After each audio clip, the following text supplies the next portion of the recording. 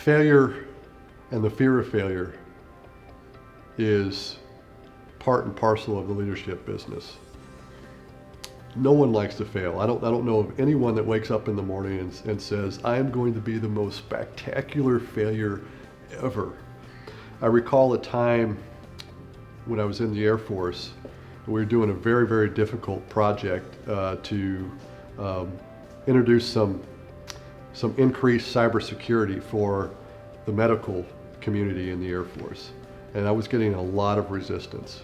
And it was me and I had two very, very sharp, very bright engineers that we were helping to implement a new way of doing security. And we were just getting a lot of resistance and a lot of pushback.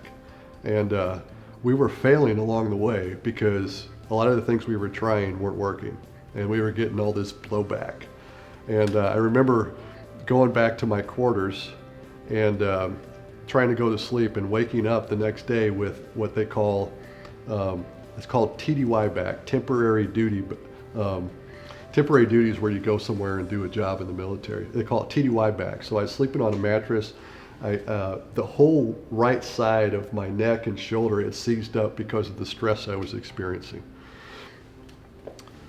What I did was, number one, dug deep and found some reserves and said to myself, I'm going to keep working no matter what happens.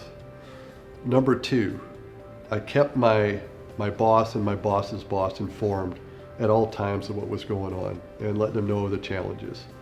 And what I got back from them was, Joe, we have your back. We support you. And that gave me just enough to keep moving forward bit by bit. And eventually our solution worked, but it was not without a lot of uncertainty, a lot of soul searching, a lot of, almost depression on my part. It's like, I just want I want this to be over. So I look back and I reflected on that experience and I grew a lot from it. And I use that as going forward as, Joe, there are going to be a lot of bad times. And for you, there are going to be a lot of bad times. But those bad times aren't going to last forever.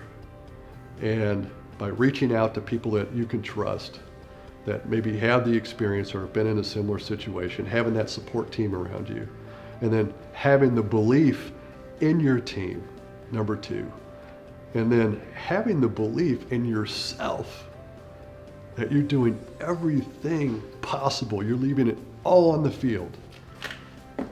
That's oftentimes enough to carry you through.